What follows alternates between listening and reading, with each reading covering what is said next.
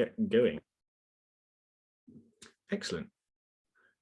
Great. So, yes, hello and welcome everybody. And again, apologies for the Zoom malfunctions. It seems about half of you had incorrect links and about half of you had correct links. So whatever's happening there, we don't know because we had contradictory evidence from different people. So, but anyway, thank you very much for bearing with us and for joining us. This is the first session of our new political education series, The Pillars of Green Politics. It's absolutely fantastic to see so many familiar names and faces, as well as lots of new people as well. You're all really, really welcome, and we hope you're as excited about what is coming up as we are. So my name is Johan. I am the Young Greens Activist Training and Political Education Officer this year, and I'm just going to be doing a quick intro before handing over to Chris. So political education has become a core function of Young Green activity over the last few years. And this series will build on some of the great work that has come before us. We hope that we can attract many more young Greens, older Greens, and those of you who are not yet Green to join these sessions, feel inspired and equipped to argue for radical Green policies. As you may already know, the 2020s is the crucial decade, where radical action is needed to be taken to tackle the climate emergency. We're a third of the way through the 12-year period highlighted by the IPCC in the fight to hold climate change to 1.5 degrees, and nothing has yet fundamentally changed. The COVID pandemic has repeatedly exposed the global inequalities that define our capitalist system. In the UK, we have seen Tory politicians force workers back into offices in unsafe conditions to protect landlord income. We've seen sick pay remain at poverty levels and had cuts to universal credit affect the most vulnerable in society. Globally, rich countries are able to buy up vaccines whilst the global south is left struggling to cope with spiraling case numbers. From climate to inequality and democracy, it is clear that change is urgently needed. But what change do we as Greens wish to see? Taking the pillars identified by Derek Wall as foundational to green politics, ecology, social justice, non-violence and democracy as a starting point, this new political education series will explore some of the key concepts within green politics. In each session, guests from across the social and environmental justice movements are going to be joining us to provide their insight into some of these crucial topics. Guests are going to include activists, academics and politicians, and they'll all bring their unique insight to help explain some key concepts which will allow us all to better understand why green politics is needed today. But before we dive into all of those, today we're going to hear about the very start of it. We're going to be hearing a discussion of the history, foundation and ideology behind green politics, from its emergence out of the radical social movements of the 60s and 70s to the green parties we know today. Chris is going to be taking us through this discussion shortly, but there will be time for questions later in the session. If you have any questions for Chris, please send those through to me individually.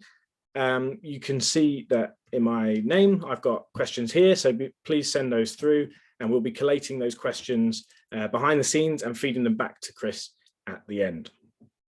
This session is going to finish hopefully no later than 8:30, although with our delayed start time, we'll try and keep things nice and prompt anyway. If you have any technical problems, please message Kirsty, who you should be able to see has tech questions in her Zoom name, and will do her best to sort through those issues with you. And if you require captions during the meeting tonight, then you can switch those off by clicking the captions icon at the bottom of the screen. We also have Jane on hand, who's one of our safeguarding officers. So if you have any questions or concerns in that regard, please send a message to Jane directly. And she's also going to drop our safe spaces policy guidance into the chat. This guidance is in place for this meeting and we expect all attendees to abide by it. So I'm very shortly going to hand over to our guest, Chris Jarvis, to take you through the first part of this session before we then move on to a Q&A. By way of introduction, Chris is currently Head of Strategy and Development at Left Foot Forward, is an editor of Bright Green and an organiser with Tipping Point. Chris has been involved in activism and journalism over a number of years, including founding the online publication The Norwich Radical. Alongside all of this activity, Chris is a young Green councillor who's recently elected in Oxford and is already making a mark in the city where, if we have anything to do about it, many more Greens are going to be elected over the next few years. So over to you, Chris. Thank you, Johan, for that incredibly kind introduction. And thank you to everyone for joining this evening. I'm going to start with two apologies before I get going. The first one is Johan was very diplomatic about the delayed start time. The delayed start time was entirely my fault. And Johan said that there were some people who got the right link and some people who got the wrong link. I seem to simultaneously have the right link and yet still not be able to join the call. So I'm very, very sorry about that. The second apology is because of that issue we had. Normally in these kinds of things, there's some behind the scenes action that goes on where, you know, the person who's speaking will have some conversations with the organizers about little things that are finessed in the call. We had no time for any of that. So this is going to be slightly chaotic, but I'm going to do my absolute best to be on top form. And I'll try with the first technological hurdle, which is to share my screen, which hopefully should be appearing before you very, very soon. I'm hoping that you should now be able to see my screen. Unfortunately, I can't see any of you now, but I can on my phone see that you can see my screen. So that is good. Okay, let's get started then. So as Johan sort of introduced this session, this is the first in the series of political education sessions that the Young Greens are running over the coming weeks and months. And I was asked to talk about a kind of introductory element to this series about what is green politics.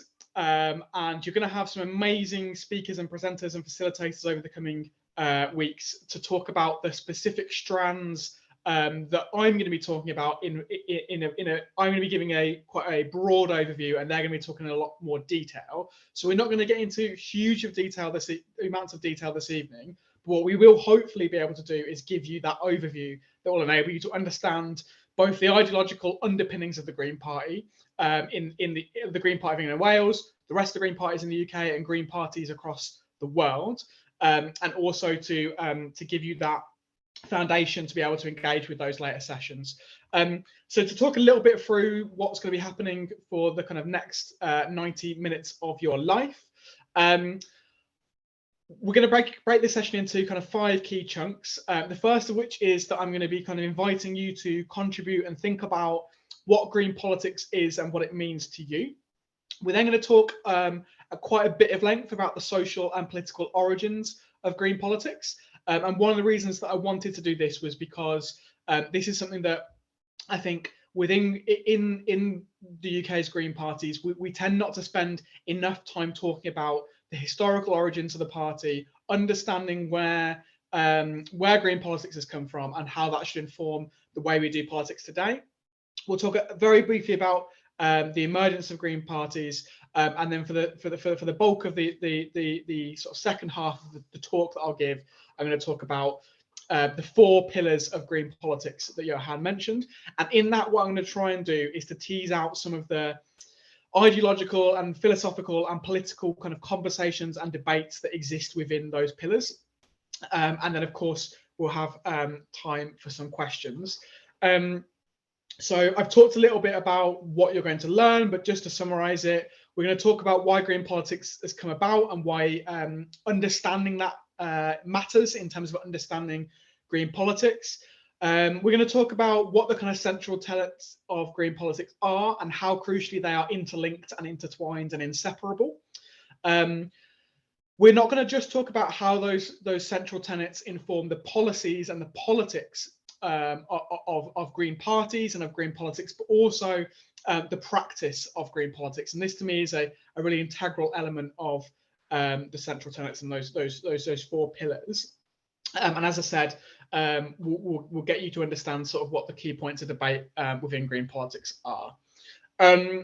So we've already been through some of the admin, so I won't bore you with it, but just to go through it, please do, I don't know if you have the power to unmute yourself, but if you do, don't unmute yourself. Keep yourself on mute. It means that everyone's experience will be Good.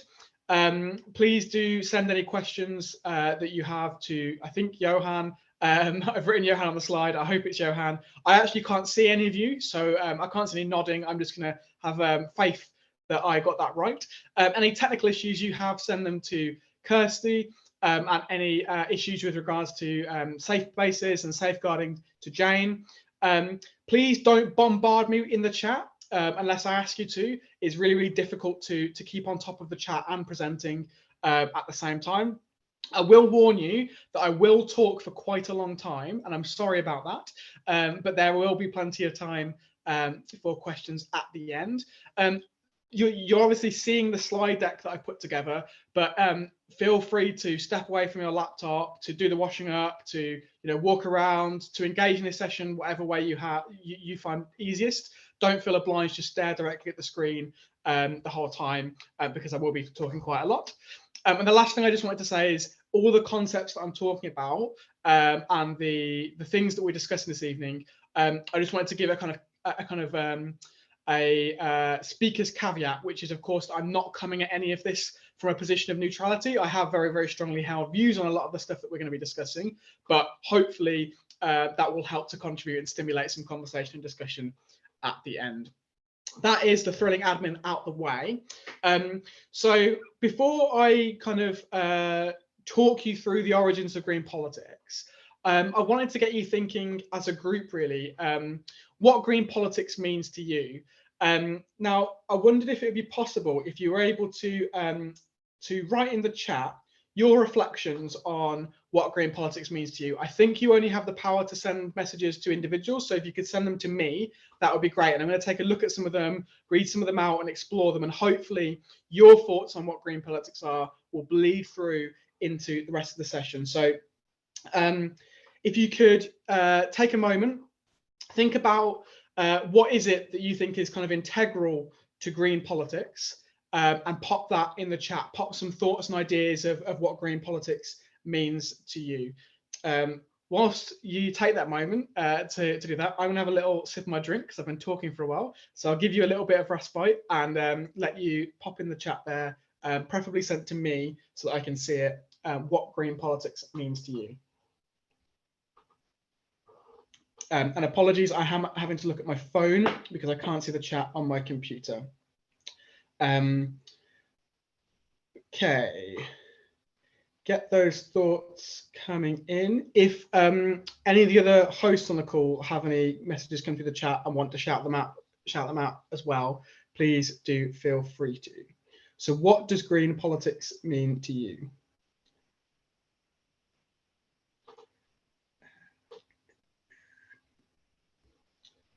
It might be a technical difficulty I'm having because I'm not seeing any messages, or that you're all just feeling tired at the end of a day and aren't up for telling me things in the chat.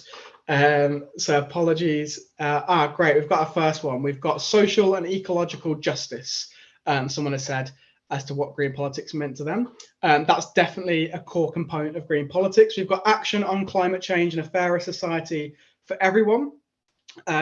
We have social and environmental justice being tackled together, long-term sustainable organising of our societies, socialism with added concerns for the environment and non-humans. We have free education, a party that puts environment and the planet front and centre, the decentering of growth at all costs and a refocusing on the need for sustainability in people and nature.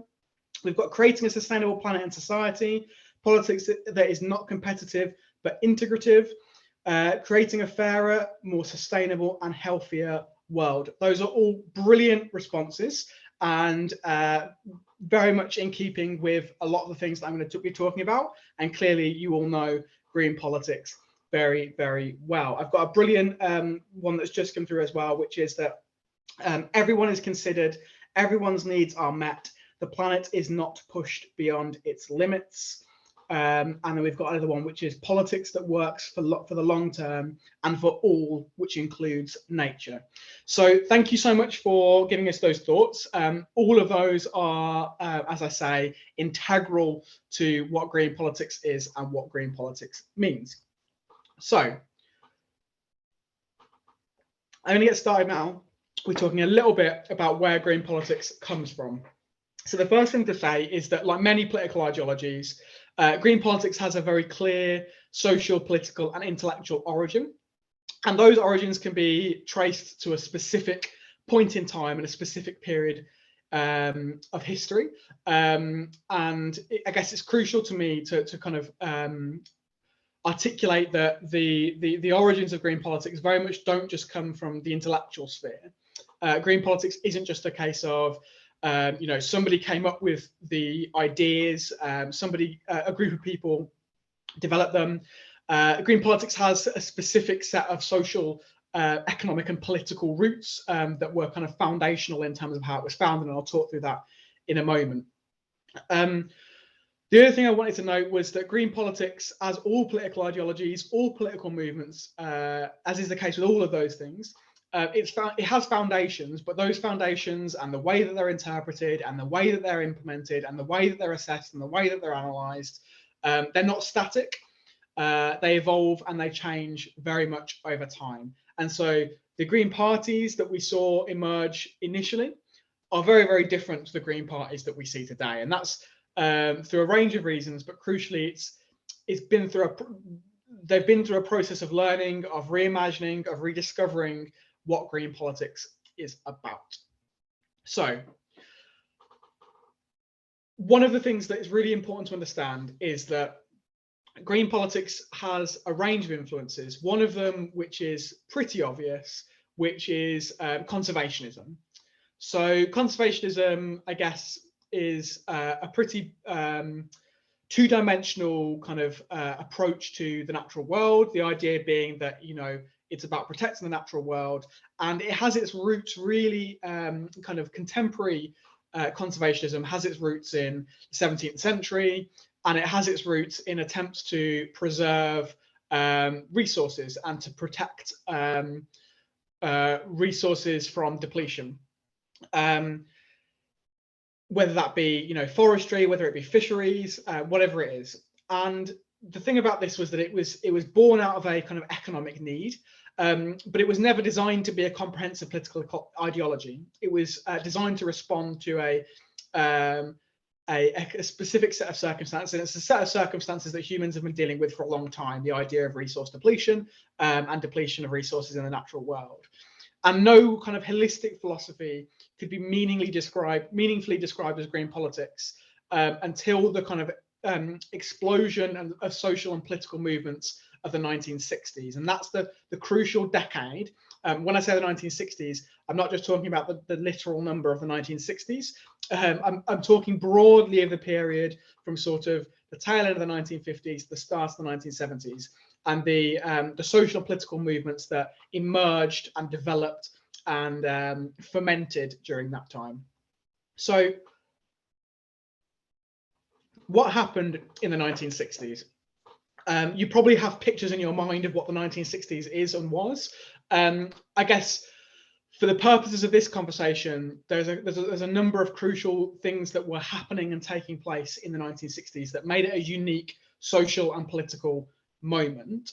There's a whole bunch of intellectualizing and academic theory about why the 1960s as a decade became like that, whether it be the coming of age of the baby boomers after the Second World War, the economic prosperity that was kind of experienced at that time, allowing for wider social and cultural and political development, a whole bunch of stuff. We could debate that, and that's the conversation for the day. What we're going to talk about now, though, is the nature of the social and political and cultural development that took place in that decade, and how that informed and shaped and drove and led to green politics as we kind of understand it today. So in the 1960s, you have a huge range of social movements that start to develop or really come to life and fruition during the 1960s. So I'm sure many of you are well aware of the civil rights movement in the United States, which of course had been going on for many, many years, but really reached its kind of zenith in the early 1960s around the Voting Rights Act and the Civil Rights Act and the movements that fought for that. This was a social movement that really, I guess, captured huge portions of the US in terms of participation, and it took place over a number of years during that period of social and political and economic and cultural change of the kind of long 1960s. You had other movements also fighting for civil rights. So the photo on the screen at the moment is of I think it's Belfast, or it might be Derry. I think it's Belfast. A civil rights march in the north of Ireland during the 1960s. So following the US civil rights movement, you have the emergence of civil rights movements across the globe in other places. So in the north of Ireland, there was a movement which was fighting against gerrymandering, fighting for the rights of the economic and political and social rights of Irish nationalists and Catholics in the north of Ireland, very much taking inspiration from the civil rights movement in the US. You also, of course, had in the 1960s and on into the early 1970s the emergence and then the growth and the burgeoning of second wave feminism, and that movement really taking shape and growing throughout that time. Concurrently, you have the emergence of the kind of modern LGBT rights and liberation movement. So in 1969, you have the Stonewall riots, which is typically seen as kind of the kindling which lit the spark that led to the modern LGBT rights movement. There had been, of course, LGBT campaigns before that, but it was the Stonewall riots and then the establishment of campaign groups like the Gay Liberation Front and others in the 1960s and early 1970s, which really started to build that contemporary LGBT rights movement. A really, really important event in the 1960s, both for, I guess, generational politicization and for the development of political ideology, was the student revolt, which took place in 1968. And for those of you who are unfamiliar with the student revolt, this was a mass uprising of student protests that swept across Europe in particular, but also elsewhere throughout 1968. It was a mass movement that where you had huge participation in France, in Germany, in the UK, and across the globe. And this was a real point of mass mobilization around student issues, but also if you speak to or listen to or read the accounts of the participants in the student revolt of 1968, it was an incredibly politicizing event and radicalizing event in their lives, much in a similar way that the 2010 student rebellion over tuition fees was many, many years later. You also have, over this time, a huge upsurge in campaigning and political activity with regards to the Vietnam War. So this is obviously a much bigger deal in the US because the US was actively was the invading force in the Vietnam War. In the UK, the British government decided not to actively intervene, but there were still in the UK significant protests that took place and campaigns that took place around the Vietnam War, modelled on those that were taking place in the US and in solidarity with the US campaigners. This image is from the 1968 Grosvenor Square riots or uprising, depending on your political persuasion.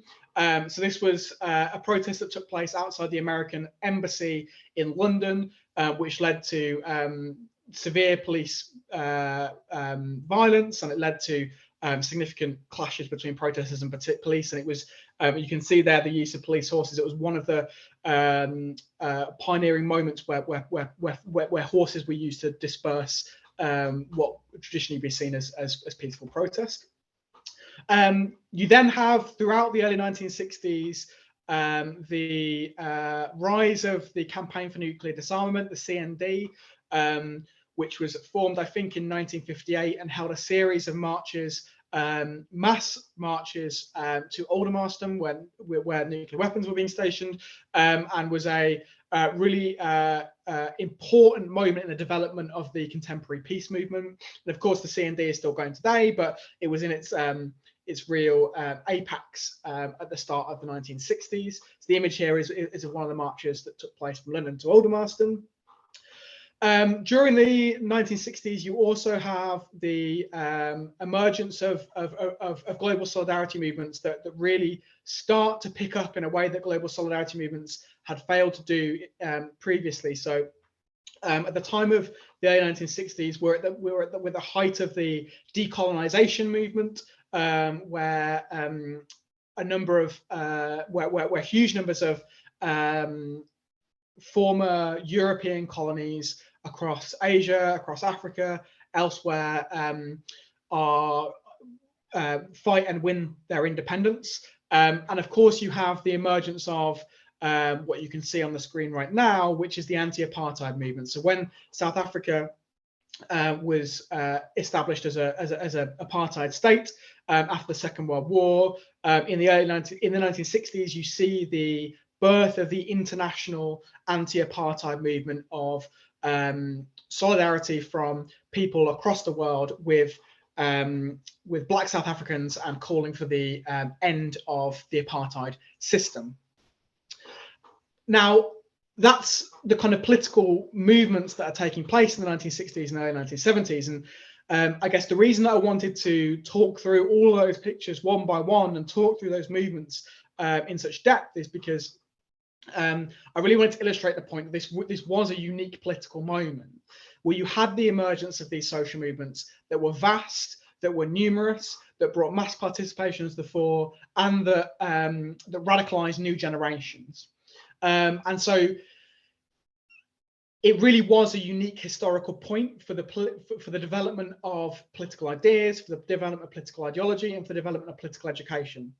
And it was taking place in the context of the 1960s, where there was a huge cultural revolution taking place as well, with the counterculture, as it's referred to, being kind of a loose term which kind of bleeds between, you know, the artistic expression of the 1960s as exemplified through the music, through the art, through so much else, through, as you can see on the screen, through Woodstock, and also the political mobilization and agitation that was taking place at the time. Also throughout this period, in addition to those kind of either social movements that were behind a particular a single cause or a single issue, or that were fighting individual battles, you have the establishment of a number of organizations and institutions in that same kind of movement ecology that are kind of gone on to become the kind of the cornerstone of much of the NGO world and much of the activist world today. So in that period of sort of 1968-ish to 1972, you have the establishment of a number of these institutions which have now been really, really vital to the continuation of political activity around issues on the environment, around issues on the climate, around issues of international development, global justice, and so on. So Friends of the Earth was established in this period. Greenpeace was established in this period. What the World Development Movement, which is now known as Global Justice Now, was also established during this period of the long 1960s. And so too was Third World First, which is now known as People and Planet. So you have the establishment of the political movements concurrently with the cultural movement, and then you have the infrastructure that was built out of that period. Now, what does that all have to do with green politics? So you came to a talk today, which was talking about the ideology and origins of green politics, and I've been banging on about the civil rights movement, about CND marches. The reason that I'm doing that is because it's really important for me, I think, to understand the context in which the ideology of green politics was forged. So it's immediately following and concurrent with this upsurge in social and political activity that takes place in the 1960s, that you see the emergence of green parties, and you see the emergence of green politics as an ideological kind of movement. So if you remember back before I showed you and talked about the kind of social movements, I said that you have this idea of conservationism and protecting the natural world and so on, but it hadn't really established as a really holistic and comprehensive political ideology. That only takes place in the aftermath of that cultural, political, and social revolution of the 1960s.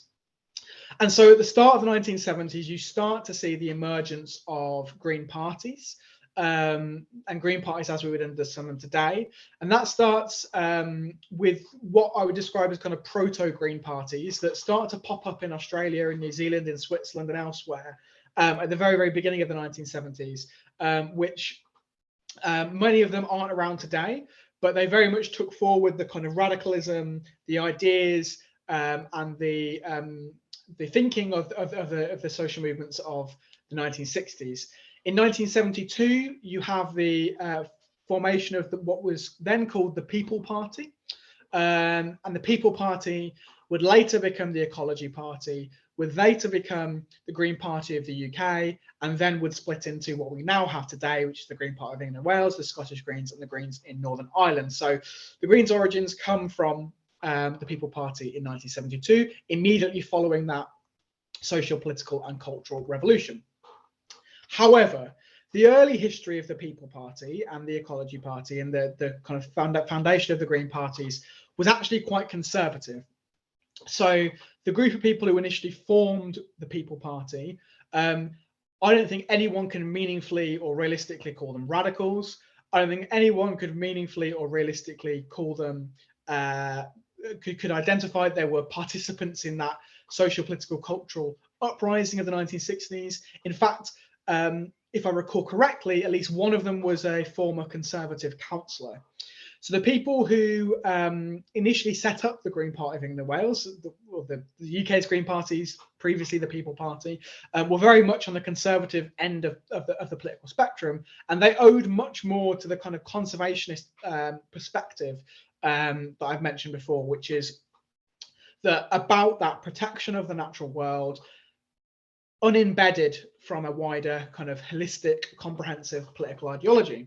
However, it wasn't long before the radicalism of the 1960s would begin to bleed into the early development of Green parties in the UK, but also across the world as well. So many of the key players throughout the early decades of the UK's Green parties were also key players in the 1960s social movement. So if you look at the senior MEPs in the European Parliament, there are more than a handful of them, or at least there were a few years ago, who were the veterans of the 1968 student revolt.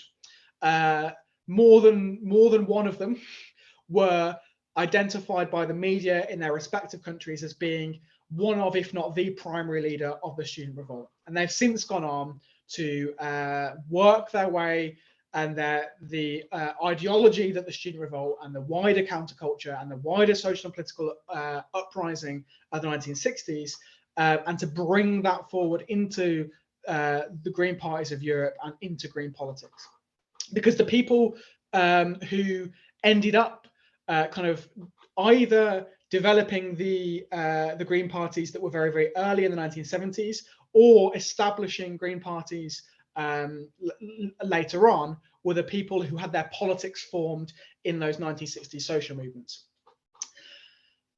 And it's important to understand, I guess, the ideology of those social movements and how that informs green politics, because they have shaped green parties, the people have shaped green ideology, so we should try and understand where that's come from. So the social movements of the 1960s had a number of common features. So all those movements that I talked about earlier, by and large, had a number of these interconnected features that were in many ways unique to them as social movements. And social movements that have existed previously tended not to have these features. And if you're interested, there's a huge body of literature on the 1960s social movements. And the social movement theorists have debated this long and long and long. But typically speaking, these 1960s social movements are kind of described as the new social movements, as being distinct from those that existed before. And the reasons for that are many, but among them that make them that kind of distinct phenomenon was that they were movements that were concerned about issues beyond the immediate and economic interests of those that were participating in them, whether that be environmental issues, whether it be issues around civil rights rather than kind of workplace issues or economic issues, whether it be about global justice. The movements were fundamentally internationalist in their scope and in their practice. So, of course, you have these global justice movements, and you also have environmental movements, which are very much global because they're talking about the globe, but they're also internationalist in their practice, in that they are highly interconnected with what's going on elsewhere across the world. So when you look at, for example, the student revolt, as I said earlier, this was an uprising that took place not just in the UK, but took place across Europe and in other places across the world. And indeed, the slogans of the students on the streets very much bore out that internationalism that was as part of that movement. So Paris, London, and Berlin, we will fight, we will win, was the rallying cry of that student movement, internationalist in outlook and in practice.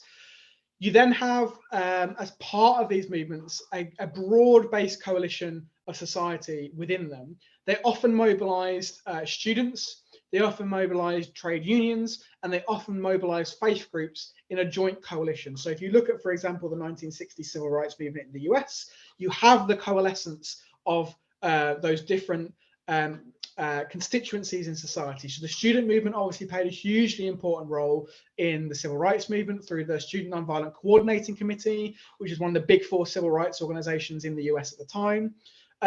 Often forgotten, but the many of the civil rights marches that took place in the 1960s weren't solely or primarily about issues around voting, but were also about economic justice. So the March on Washington was the march for votes and civil rights, of course, but it was also in the branding and messaging and conversation about the march was about housing and jobs as well. And that was very explicit because it had the participation of economic justice groups as well. And of course, faith groups were absolutely crucial to the 1960s civil rights movement, whether it be Martin Luther King, the Baptist minister, whether it be the Southern Christian groups, whether it be Islamic groups as well through the Black Power movement in there as well. These movements in the 1960s, they sought to use a range of tactics to deliver change. Often they were reformulating civic action, utilizing new tactics, innovating in the way that they approached campaigning and delivering change.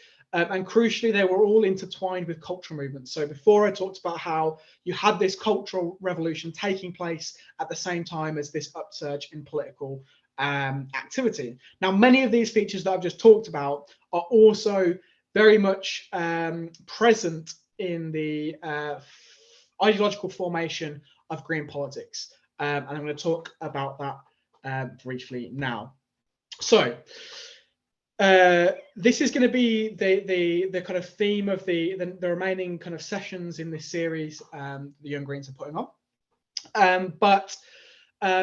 Though that social movement ideology and social movement politics that I've talked about bled into and kind of helped forge the kind of the underpinnings of what would become green politics. Now, Johan mentioned at the start that Derek Wall is often credited as being one of the people who've kind of pulled together these central tenets that are known as the 4 pillars of green politics. Others have had other formulations, but the one that's kind of stuck is Derek's. And these 4 pillars that are deemed to be central to green politics as we understand it today are ecological wisdom, social justice, peace and non-violence, and grassroots democracy. I'm going to delve a little bit into what each of those mean in practice in a moment, but I just wanted to highlight that for me and for many Greens, a crucial element of green politics is that these concepts, these thoughts, these ideologies, these beliefs, these practices are fundamentally intertwined and inseparable. You cannot have ecological wisdom without social justice. You cannot have social justice without peace and non-violence, and you cannot have peace and non-violence without grassroots democracy. So what do these mean in practice? So ecological wisdom is probably a concept that you are very familiar with. I guess the very basic element of it is it's about the protection and preservation of the natural world.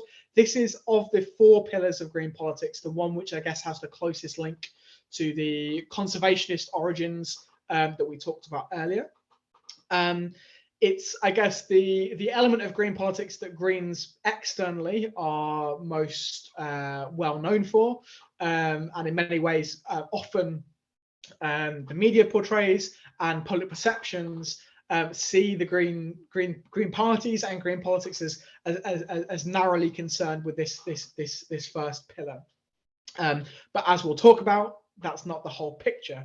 I wanted to flag that there's a few key debates in terms of how we understand the concept of ecological wisdom and the concept of ecology within green politics. One of the big distinct debates it really is this conversation about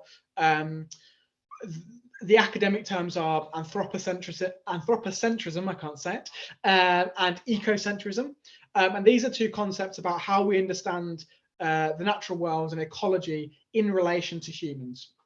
So the ecocentric perspective sees human beings as being a fundamental part of the ecological system, and as being of no greater worth or value than the rest of the natural world, and very much sees the position of humans is akin to the position of other sentient creatures, and sometimes indeed the rest of the natural world. The anthropocentric perspective sees human beings as being of more moral, political, social value than other elements of the natural world, but sees the need to preserve the natural world in order to enable the flourishing of human society, and that recognizes that although human existence is of arguable greater worth than other aspects of the natural world for a number of different reasons, nonetheless, we are part of the natural world, we are dependent upon it, and it cannot, human society cannot exist or flourish without it. That's a crude kind of portrayal of the difference, the debate within this first pillar. Now, most people on this call will probably place themselves, imagine that as a spectrum rather than a binary, and will place themselves somewhere along that line. But this is a tension that you will often see coming out in conversations about how we deal with climate change, how we deal with ecological issues. And I'd be happy to explore that in more depth in the questions if it is wanted. The second aspect of, or the second pillar of green politics is this pillar of social justice. Now, at the start of the session, when I asked you to talk about what green politics means to you, a huge number of people were putting in things about how the environment and social justice are intertwined, and tackling the environmental catastrophe that we're facing is only possible whilst also tackling the social and economic catastrophe that we are facing alongside it. So this has been a central plank of green politics since the foundation of green politics, and it's based on the idea that as Greens, we want to see societal inequality addressed for one of 2 reasons. Either because it's a necessity for living within planetary means, and this is where the kind of ideas that you talked about the inseparability of the 2 issues of the environment and social justice being key, in that you cannot live within planetary means without tackling societal inequality, because the societal inequality that is built into the system will lead to further environmental degradation, or as a necessity in and of itself, that social justice is a good in and of itself, separate from the environmental question. Now, there are a number of key debates within this second pillar, and this is probably, I would say, in contemporary green politics, the issue that is the most, I guess, divisive. I don't mean divisive in the sense of creating division, but the one where there's most ideological difference between people within green parties and within green politics more broadly. So there are, I would argue, there are 3 kind of dominant positions that have been taken. I can hear some feedback. Am I getting a time warning or something? Because I can't see anything. Sorry if I've just interrupted unnecessarily. I'm not hearing anything, so I'll crack on. So 3 dominant ideological positions in the kind of debates about green politics. The first of these is a kind of liberal green politics, which would say that, of course, we need to address societal inequality in order to address the issues that we're facing in terms of environmental degradation and climate collapse. But this is the root of the problem is around industrialism and industrialization and industrial society. So this is an idea you see a lot in a lot of kind of green politics texts of the 1980s, where they make the argument that you have the Soviet Union, which is causing mass environmental destruction, and you have the kind of capitalist West, which is also creating massive environmental destruction. And what's really needed is for us to reject the ideology which both of those systems are based in, which is the system of growth and the system of industrialism. And in this sense, I guess the liberal version of green politics sees the issue of social justice through the lens of not the I guess the system of capitalism or other systems, but that it's driven by industrialization. And so often when you hear kind of liberal Greens talking, or you get into you're in a discussion with liberal Greens, they'll talk about the fact that we don't want to overhaul the entire economic system, that many of the aspects of contemporary capitalism can absorb an ecological bent, provided that we have elements of system reform of the ilk of kind of social democracy that you see in kind of Scandinavia or in the kind of post-war West. There's a second tradition, which is the eco-socialist tradition, which the kind of core argument behind the eco-socialist tradition is that it is not, in fact, industrialism that is the problem or the sole problem with the ecological crisis, but it is capitalism, and that it is the exact same system of exploitation of workers and the working class and the people who are employed rather than employers that exploits the natural world and the planet. And without overhauling the system that exploits workers, you can't overhaul the system that exploits the planet, and vice versa. The eco-socialist tradition is very much, I guess, of the ilk of the socialist tradition. It tends to come from a kind of analytical Marxist perspective, which sees the primary division in society as being a material one, an economic one.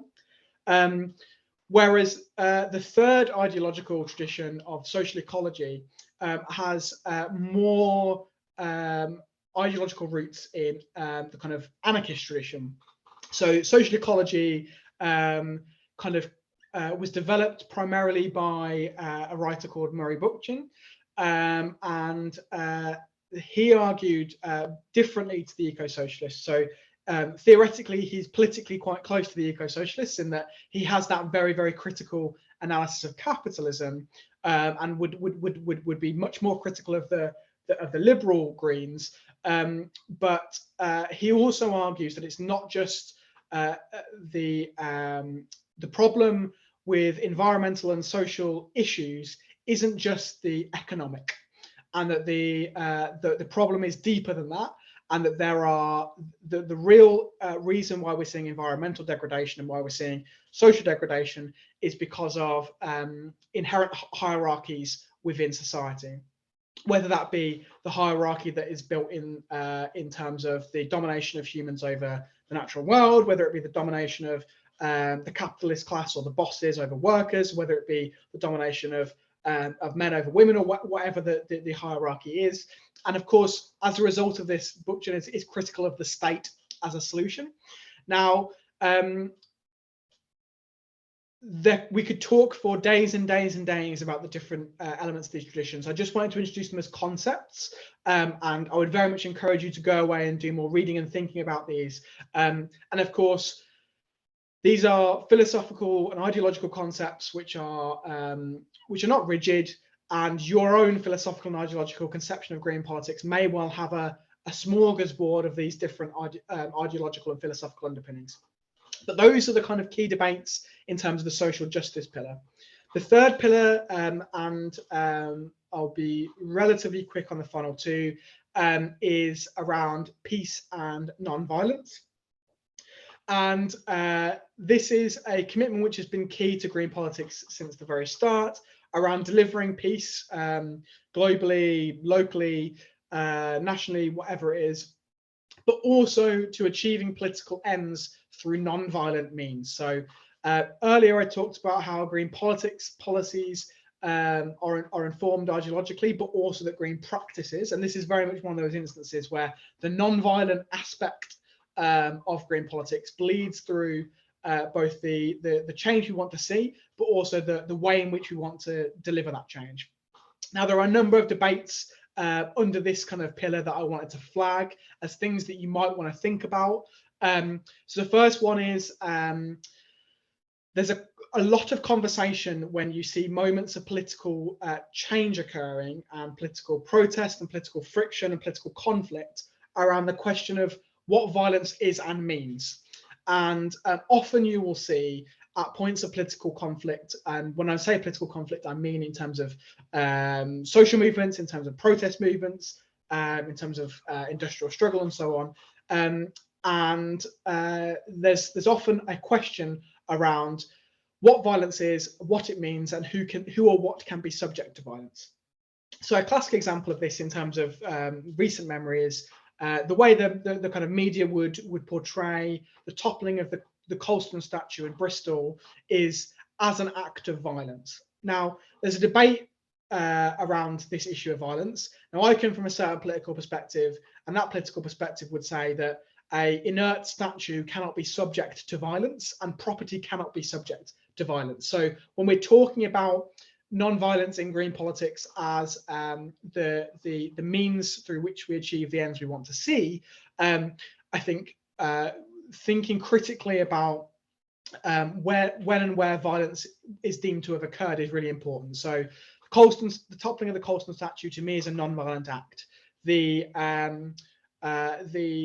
actions that have taken place, for example, in arms factories where activists have broken into arms factories and destroyed arms that were due to be sold to oppressive regimes, to me that is very much not a violent act and is indeed preventing a violent act. Similarly, the student protests in 2010 and the occupation of the Conservative Party headquarters in Millbank, to me is very much not a violent act. But beyond the question of whether property can be subjected to violence, there's also the question about whether our adherence to non-violence is a strategic or a principled position. And this is a conversation that's been going on for many, many years in social movement theorists, in philosophical development. So Gandhi, who is, as you will know, one of the pioneers of non-violent civil resistance and campaigns, he wrote quite compellingly about the reasons for non-violence, and he talked about the principal position of non-violence, but he also talked about the strategic position of non-violence. And when I say the strategic concept of non-violence, this is the idea that it is strategically you'll be strategically more successful in achieving your aims through non-violent means. There's some academic literature that demonstrates that that's true. But the position that's taken there is that that really highlights is that there may be circumstances in which non-violence might not be the strategic means through which to achieve aims. Now, the reason I flag this is because there are instances throughout history where political change has come about through what would traditionally be seen as violent acts. And I'm thinking now, thinking about a range of different movements. The one that springs to mind immediately is the toppling of apartheid in South Africa. The toppling of apartheid in South Africa took place through a range of different activities across many decades, some of which would not be described as peaceful. Now, the question I would ask, and I think that people thinking about understanding non-violence in its kind of philosophical basis, is around the context in which non-violence is adhered to and when it is not. So in a scenario like apartheid South Africa, where there is you are without the franchise without the ability to vote as Black South Africans, where you have a fully segregated system, where you have faced police state violence and repression. There's a question there about the ability, the moral justification, the philosophical justification for adhering to non-violence if it leads to or delivers the elongation of an oppressive regime, which in turn creates more violence. So I wanted to pose those as kind of key debates under this strand. And the final strand of green politics is grassroots democracy. And this is something that Greens often talk and care a lot about. So grassroots democracy is about the redistribution of power and about putting decision-making in the hands of people. But for Greens, it's crucially about decisions being made at the lowest possible level. So when you're thinking about how to develop and kind of put together society, Greens would argue that you should distribute power so that the decisions of varying different levels should be made at the lowest level that they can be. I'm going to talk about and illustrate an example of that in a moment. But the democracy aspect of green politics is another one of these which really informs the political practice of Greens. So party structure is built around the idea of grassroots democracy. So, you know, the principle of one member, one vote is quite integral to the Green Party structures in terms of how conference works. You know, we have elections all the time for various positions in the party. But democracy in political practice also takes the form of our kind of commitment to civic action and campaigning as a crucial part of democracy. So Natalie Bennett always, I think, talks quite well about this when she says that we need to move beyond understanding democracy as turning up to a ballot box once every 5 years and putting a cross in it, and talk and think about democracy as ongoing civic participation and ongoing work where people are steering politics and society. Now, I think there's a couple of debates in the grassroots democracy section. These are less ideological and more, I would say, presentational.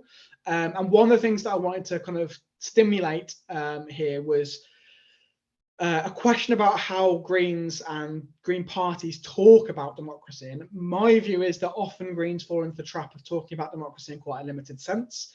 So one of the things that Greens love banging on about is how much better we'd be doing if there was proportional representation. Now, don't get me wrong, I think proportional representation is a good thing. I'm in favour of it.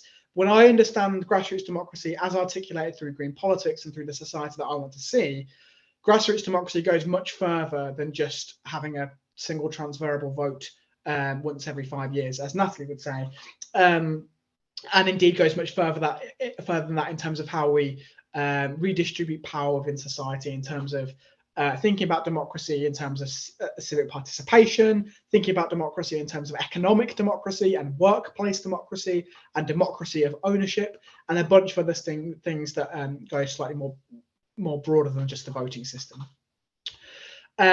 So I guess that is the overarching view of the 4 pillars, and you'll go into more depth of these in other sessions. Before I go to an example which hopefully illustrates what that looks like in practice, I just wanted to say that hopefully you will have been able to see. Hello? Oh, I've got some feedback there. I think that's just someone unmuted unnecessarily. But hopefully you've been able to see from that conversation I had about social movements at the beginning, the ideological roots bleeding through to this conversation about the 4 pillars. So when I talked about you know, the elements of peace and non-violence, of course, the social movements in the 1960s were built in peace and non-violence. When we're talking about social justice. Social justice was crucial to those movements as well, and not just local social justice, but global social justice, and how those two things intersect. So one of the slogans of Greens right from the beginning of green politics has been think global, act local, in terms of the delivery of social justice. And of course, the ecology aspect that we talked about in those social movements, the development of those institutions like Greenpeace, Friends of the Earth, and so on, has bled through to the development of politics. I hope that kind of has been articulated. The final thing I wanted to do was just to give you a kind of example of how I kind of conceive of green politics in practice, taking from those 4 pillars, taking from the ideological underpinning, and how that would look if we were in a position to be implementing the kinds of policies, politics, and society that we'd like to see. And I wanted to illustrate this through looking at the energy system in the UK. Any energy geeks on the call will know that I'm massively oversimplifying this, but hopefully it illustrates something which brings to life some of this kind of, I guess, more theoretical stuff that I've been talking about. So when you look at the energy system in the UK currently, the production, distribution, and retail of energy is almost wholly privatized. And you have a situation where shareholders of private companies are pocketing massive profits. You have a really long global supply chain where there's human rights violations of, people displaced from their land, labor exploitation, colonial extractivism going on. The energy system in the UK is heavily reliant on fossil fuels, and we have a huge number of people in the UK, England in particular, who live in fuel poverty as a result of the way in which that energy system is built. So what would a green energy system look like? Now, my view is that a green energy system would take the principles of those 4 pillars, and it would do so, I think, first and foremost with one of those last principles of grassroots democracy and the concept of decisions being taken at the lowest possible level. So with the energy system, distribution, i.e. the national grid, the wires that take energy from place to place, makes sense to be coordinated centrally on a national level. It makes sense to be done regionally because it's a key infrastructure that has to be linked together across a wide area. Now, that energy system shouldn't be in private hands as the grid currently is. It should instead be in public ownership, and it should be democratically overseen as part of that. The production of energy makes sense to take place locally wherever possible, and for it to be community owned, so owned at a community level. And there's incredible pioneering projects of community ownership of energy, which I think illustrate green politics really well in terms of having that ecological bent, having that social justice bent, having that redistribution of power where communities have ownership over the asset. And the retail of energy, i.e. the bit which you have the contact with your energy company over, makes sense to be coordinated by the local authority with democratic oversight and social justice orientation. So what would that green energy system deliver? Now, my view is that it would deliver a community-led transition to renewables rather than the continuation of a fossil fuel-based economy and a fossil fuel-based energy system. It could lead to the decarbonisation of the grid if it was publicly owned, and the delivery of the grid was for the benefit of the system and the benefit for citizens and the benefit of the planet, as opposed to the benefit of private shareholders. You would have, you'd be able to deliver a local authority-led drive to eliminate fuel poverty, where the local authority, which has the understanding of its of the area, has the understanding of its citizens, has the understanding of people who live there, would be able to deliver poverty eradication as part of that. You'd be able to have the reining in of extractivism and resource warfare that's going on at the moment in places where fossil fuel extraction and other mineral extraction is taking place. And crucially, you would have the redistribution of wealth from shareholders to communities and to the state. And to my mind, that is the kind of politics that embodies those 4 pillars, that embodies the radicalism of green politics, and that embodies the radicalism of the roots in which it came from.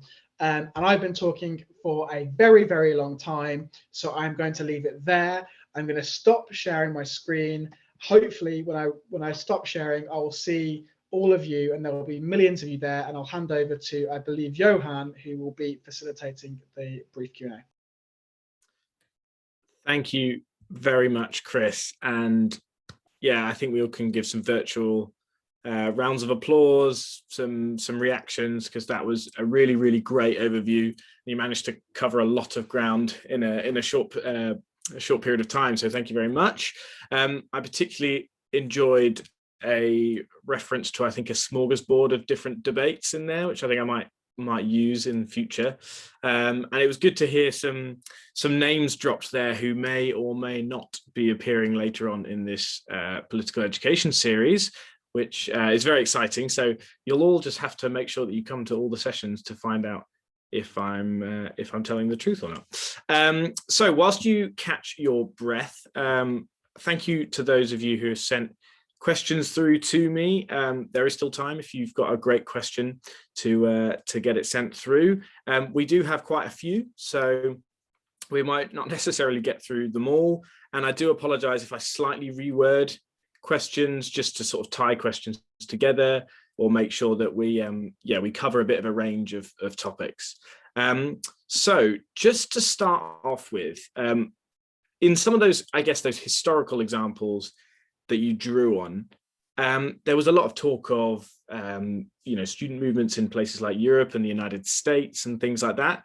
And it seems to be that a lot of those examples are kind of overwhelmingly focused in global north countries. So we have a question to say, is that fair? And if so, has green politics in the sort of intervening years managed to spread itself further afield effectively? I think it's probably both a fair criticism of the emergence of green politics and the kind of Eurocentrism of my presentation, because I guess what I would say is that the 1960s kind of social movements that I was talking about wasn't a unique phenomenon that was taking place in Europe or kind of the global north. Indeed, throughout that period, you have the decolonization movement, which was, led by and driven by people organizing and fighting in countries that were colonized by European powers and winning and achieving their liberation and independence. So that's within that context, the 1960s as well. But yes, I guess the emergence of green politics as a kind of contemporary political ideology very much did come from the West and from the global North. That's not to say that it's not informed by political or ideological currents from the global South, and very much, I guess, I would point to there being a number of kind of philosophers, writers, thinkers that very much informed green politics, whether it be Frantz Fanon or Pablo Freire. They are all people who have informed that. In terms of the latter part of the question, which I think was around whether green politics has kind of changed or shifted or grown across the world, there are green parties in almost all countries that allow for active democratic participation. They vary very much in terms of their political ideology, their political roots, and so on. But green politics very much is a global phenomenon. And I guess the other way of interpreting that second half of your question is how well have kind of global North Greens done at developing relationships and understanding and solidarity with countries of the global South. And I would say undoubtedly that is an area that we need to work on. That I guess the internationalist aspect of green politics is the aspect that we perhaps spend less time thinking about, and the other aspects are probably more prominent. And global solidarity is something that I would like to see much more kind of clearly integrated into the work that green parties do. Brilliant. Yeah, I think I couldn't agree more with that sentiment. So I've got a question which kind of delves a little bit more into the anthropocentrism, ecocentrism kind of divide debate that you were discussing there. So I guess the question is where would you place modern green parties on that spectrum? And I guess by contrast, how would you place a sort of a traditional party? I get it's obviously going to be difficult to say they are this far along or anything like that, but we often hear a sort of contrast drawn between green parties and grey parties or something like that. Is there really a huge difference between them? Is that something you think's a useful kind of analogy?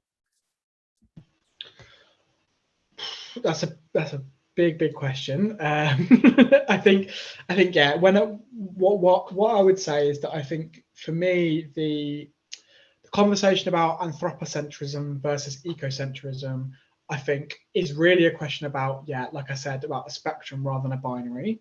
And I think that modern green parties take different perspectives on this at different points.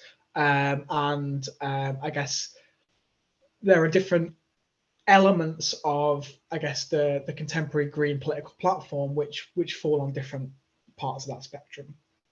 But I guess to maybe illustrate what I kind of mean by this being a spectrum, I think one of the interesting conversations I've seen in kind of recent years is this conversation about plastic straws. Now, plastic straws are undoubtedly a dreadful thing for the planet. they are a huge contributor to plastic pollution. They're obviously, very resource intensive to produce, and so on and so on and so on.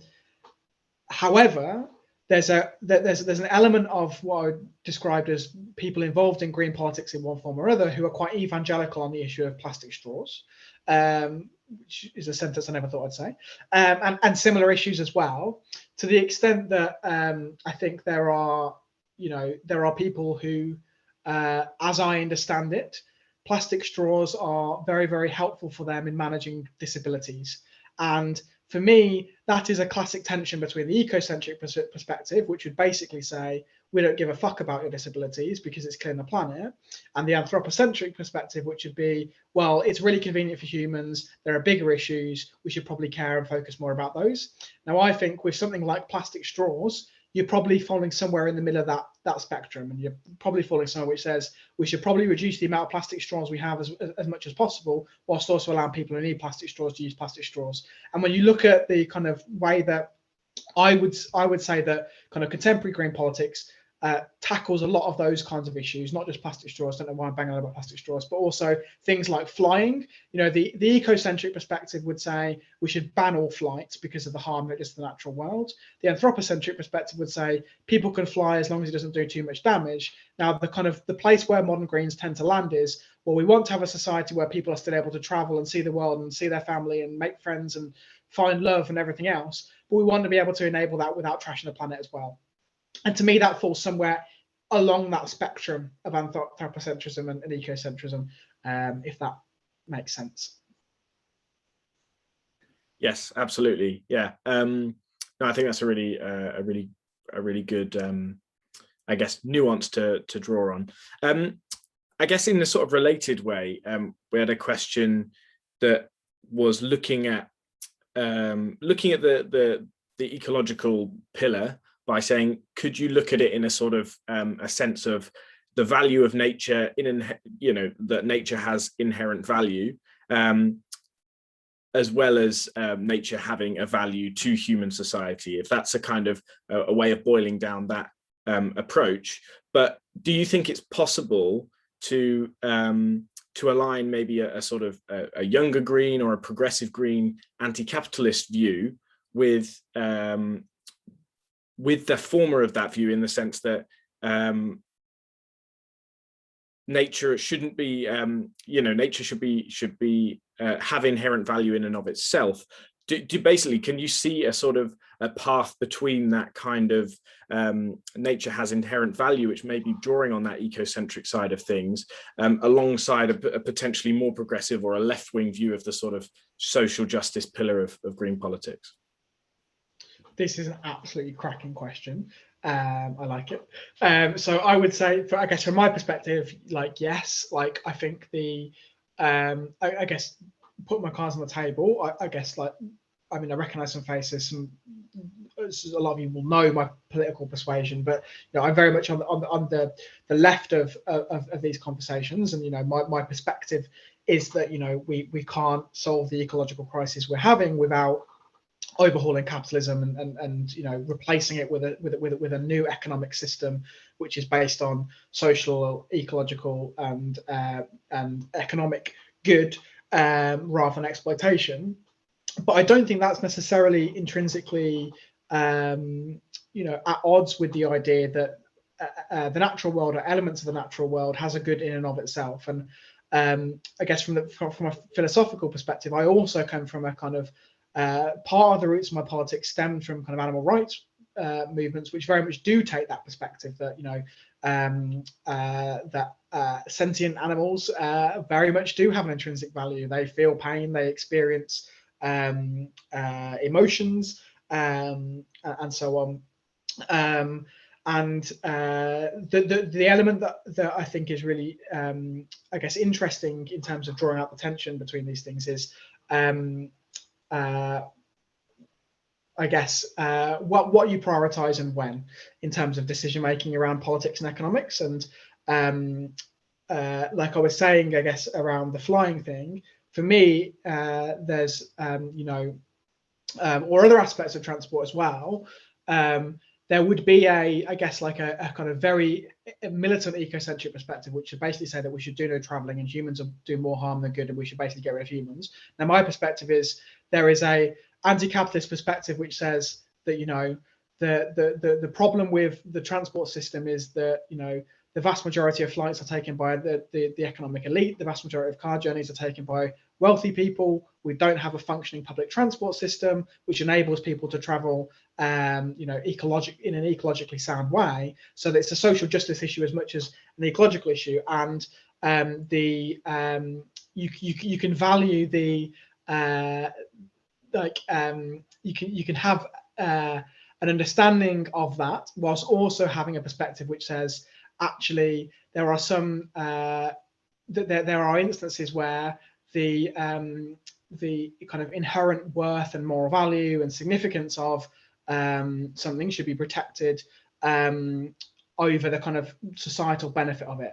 Now, the classic example of this is a debate that I definitely don't want to get into today around, for example, HS2.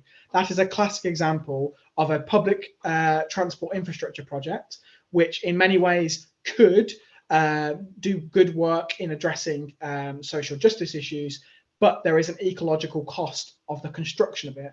Now, the thorny bit you get into there is if you ascribe moral and philosophical value and worth to elements of the natural world, at what point can that worth be overridden for the benefit of humans? But also, if there's an ecological benefit to that project in the long term in terms of the climate crisis, are you justified in overriding that for the benefit of the ecology in the long term?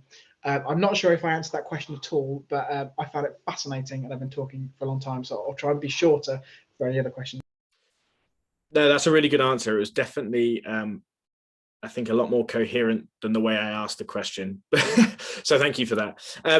I'm very conscious of time. So I did say earlier that we wouldn't run beyond 8:30. So I do have a little bit of a roundup, but I'm going to ask one final question just that can kind of tie it up, which can take maybe attendees at this call who are interested in finding out more can kind of take this away with them to do some of their own research. So, I mean, this specific question was asking about the kind of political history of the Greens in the UK, which is often contrasted to you know, a party like UKIP, for example. But I guess you could take it also in a broader sense of, is that a fair characterization? And is there other reading that can help broaden our horizons so that we can go off and do our own reading and find out a bit more about this sort of background that we can take further after today's call? What was sorry, I missed the comparison with UKIP element. So there's a contrast that's often drawn really about the UK Greens. I guess this is a sort of UK focused question, which is right, small party contrast to UKIP. So is that fair, and can it be or is that kind of reflected in a lot of coverage? And then actually, can we move beyond that, and can you give some recommendations as to what kind of reading we can all do to help broaden our sort of horizons beyond that mainstream focus? Does that make sense? I think so, yeah. So I guess I'll start with the second half first. In terms of readings, there's a wealth of reading you can do. I was going to get some props out, but we're short of time. My strong recommendation to you is that if you're able to get a copy of Derek Wall's No Nonsense Guide to Green Politics, which I know the Young Greenies today reading group on last year. It's about, I think it's 11 years old now, so obviously it hasn't covered the last few years of green politics. But that really is I guess, a really brilliant overview of, I guess, the history of green politics, the philosophical underpinnings and everything else. Derek's also written like dozens of other books that are on green politics broadly and on specifics. His most recent book, while it's about the broader climate movement, I think has a really interesting chapter on the contemporary green politics and its relative merits and failings with regards to the climate. There are a bunch of other books I could recommend. There's in terms of understanding green politics and kind of its underpinnings, Caroline Lucas and Mike Woodin wrote a book called Green Alternatives to globalization, really understand the internationalist aspect of green politics. I'd recommend that. Jean Lambert wrote a book in the late 90s called No Change, No Chance, which is another book that kind of encapsulates green politics. Greens for a Better Europe is a book which has contributions from various MEPs that was kind of published, I think, towards the end, just before kind of Brexit formally occurred, which kind of brings out kind of the achievements of Green MEPs, but also how that plays off against kind of the ideological underpinnings of green politics. I won't bore you with more books. That's just a handful. If it's helpful, the last time I did one of these sessions, I kind of provided a kind of post-session reading list, which I'd be happy to provide if people would be interested in that. In terms of the question about the kind of the difference between the Greens and UKIP, what I would say is that I say two things. First thing I'd say is that all political parties that are successful in one way or another are based on either movements or they're based on economic interests and political interests. So you have the Labour Party, which was born out of the Labour movement. It was born out of trade unionism. And although it's veered from that quite significantly, its origins quite significantly, Green Party was born out of those social movements that I talked about. UKIP was born out of the interests of wealthy Middle Englanders propped up by the mainstream tabloid media, and so the interests that it serves are the interests that dominate political debate, media conversations, and so on. And so when you're looking at, I think when you're looking at the phenomenon of kind of UKIP and you're looking at the phenomenon of the Green parties, what I would say is that the history is interesting. UKIP went on a kind of upward trajectory until it kind of achieved its primary aim of Brexit, but it was buoyed and propped up by the interest that it was there to represent.